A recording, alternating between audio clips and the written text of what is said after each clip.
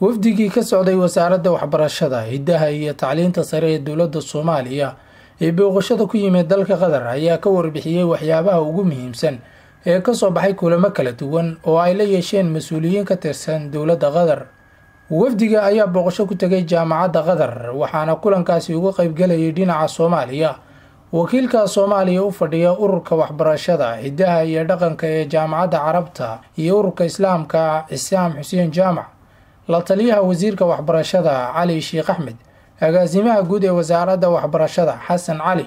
gudoomiyaha jaamacadda ummadda Maxamed Jimcaale, agaasimaha waaxda qorsheynta ee wasaarada Khadiija Jimcaale iyo xoghaynta wasiirka Maria Sakariye Ahmed. dhinaca dowladda Qatar waxaa ka qayb galay gudoomiyaha jaamacadda Qatar Xasan Ad-Darham iyo agaasimaha xafiiska xiriirka caalamiga ee jaamacadda Qatar Caesar Wasin iyo agaasimaha xafiiska horumarinta Darwish Al-Amadi, iyadoo labada dhinacba ay ka wada hadleen sidii loo xoojin lahaa xiriirka jaamacadda Qatar iyo jaamacadaha Soomaaliya.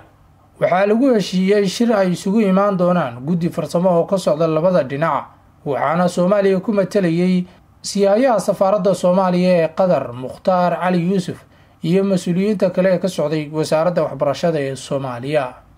waxaana shirka ay yeesheen labada guddi ka soo baxay 4 qodob oo u dhignaa sida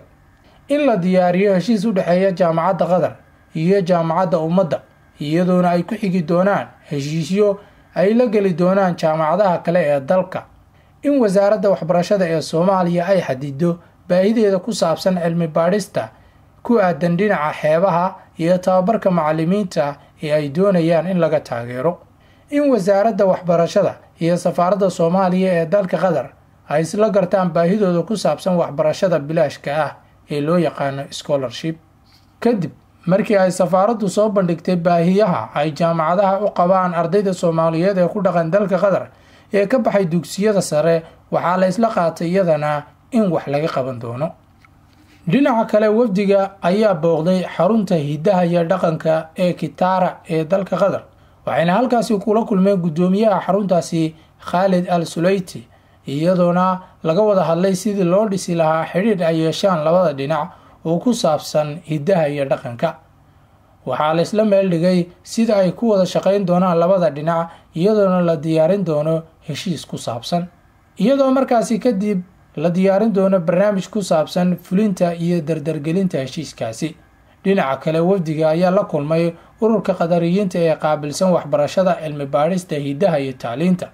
waxayna labada dhinac ku heshiiyeen inay xoojiyaan xiriirka labada dal, isla markaana waxay sheegeen inay martigelin doonaan bandhig buug oo ku saabsan arrimaha Soomaaliya.